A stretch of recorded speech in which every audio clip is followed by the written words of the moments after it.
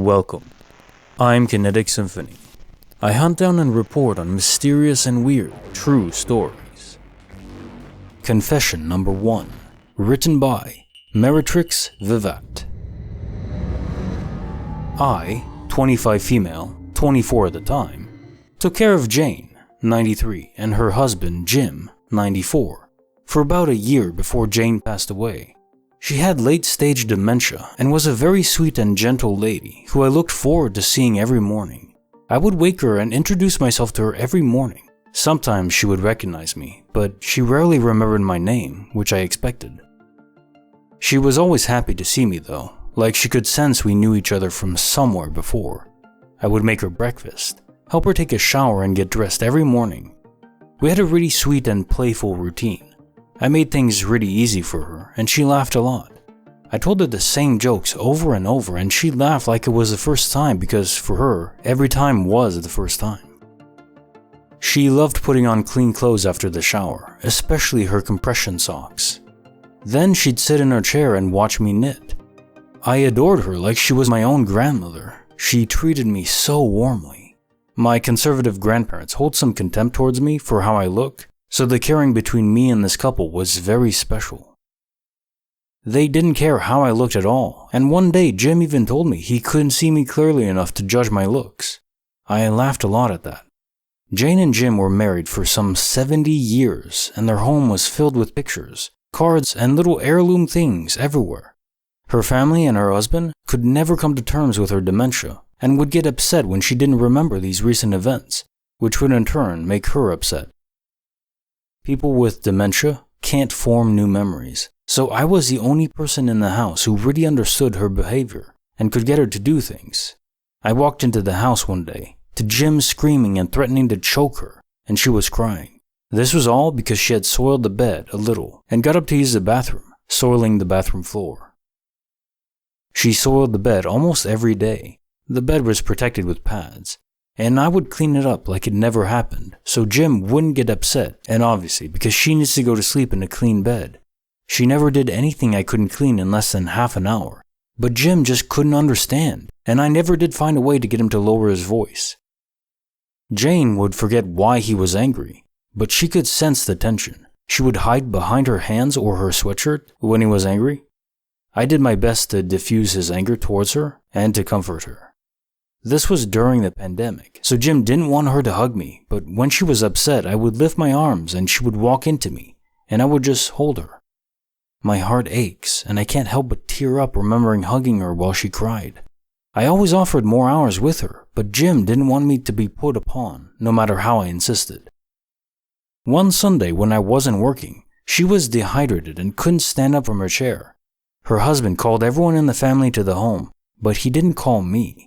Caregivers know getting an older person to stand after sitting or a fall can be harder than it seems. They took Jane to the hospital, and after the event, Jim convinced them to put her in a nursing home. After 1 week in the nursing home, she was left alone and fell down, breaking her hip, and was put in the hospital again. I went to visit her, and she was just a shell. She barely responded to me. I don't know if it was drugs, the unfamiliar environment, or just the advancement of her disease, but she was unresponsive with her eyes unfocused. She died not long after. I believe that if they had just called me that day she was dehydrated, I could have helped her. I would have sat with her, and we both would have drank a glass of water together. If they had let me stay with her when she was in the nursing home, maybe she wouldn't have fallen. Maybe she wouldn't have broken her hip and had been hospitalized. Maybe she would have lived longer. I miss talking to her about knitting. I miss making her breakfast and helping her put on her outfits. I miss hugging her, how much she loved her sweaters, having her hair combed and socks put on. I miss doing exercises with her. I miss her smile and her laugh. None of my friends or family understand, and I don't expect them to listen to my grief. I just had to tell someone about Jane. Thank you for listening. Cherish your grandparents. Hire caregivers for them. It means a lot. I thought the first confession was actually very sweet. I suppose it's an odd thing to say about a confession, but if you think about it, it's just someone admitting that they wanted to do everything they could to help this old woman who just wasn't being treated right by her family, her husband primarily. And I don't even blame the husband entirely either, because if you've ever lived with someone with dementia, my friend, his grandmother, just recently passed away, but for 2 years before, she had dementia. And having to live with someone who has dementia, especially someone you care about, things aren't where they should be in their minds, and they don't even realize it. That's the most brutal part about this whole thing, is that people don't understand is they're there physically, and mentally they're still firing, but things are missing. They'll misremember something. My friend told me that he got into an argument with his grandmother over the time of day. She thought it was daylight when it was dark out. And also, she thought there were entities trying to grab her. What do you do when someone you love, when their mind is deteriorating and you can't fix it? But you still love them, you still want to care for them. I imagine that would make anyone frustrated. Not at the person, but at the situation that's unfixable. I think as far as confessions go, it wasn't anything you did, and I wish you could have been there for her as well. Confession number 2, written by Dr. Doofenshmirtz 96. My mom sometimes gets very mad at me out of the blue for seemingly no reason. For example, saying I'm an embarrassment to the family, that I fake being nice to people, I don't deserve friends, and I deserve every ounce of hate I receive, to name a few. And these tend to happen when she just isn't in a good mood. I do nothing to provoke her. Compared to everyone else my age, I'm extremely well behaved, polite, I get good grades, typically B to A+.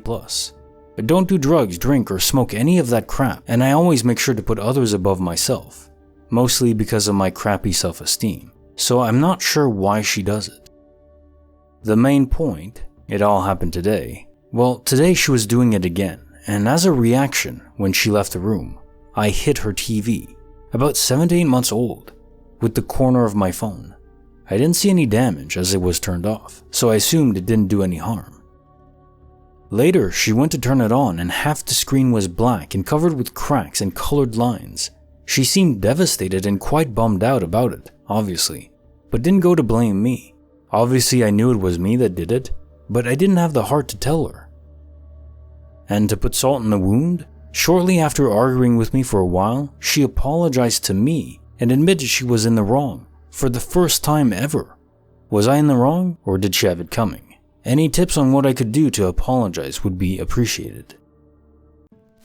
Confession number 3, written by Anam Buzz 54321. When I was in my early teens at school, the UK, I just stole so much stuff and never got caught. I don't need anything, it was just a habit. And the more I did it, the more I wanted to see what I could get away with. Books, equipment from the science and technology departments, chemicals, small electric motors, computer parts, tools. I was a relatively quiet kid and didn't think anyone suspected anything. The biggest thing I did that had implications was in French. We were all told to write a letter just as we were going to be assigned a pen pal. No one wanted this. One day, during lunch, I just simply strolled into the classroom that was empty and grabbed all the stamped letters we had all just written out and put them in my bag. I later binned them. No one got a pen pal, and I'm guessing our teacher thought he'd lost them because he never questioned anyone about it. It was never about hurting anyone, more what I could get away with personally. My best steal was a hard drive from a PC in the ICT room. It was what the teacher used. It took me just a few minutes to get there. Once I got home, I copied everything off of it and put it back the next day. I was never caught.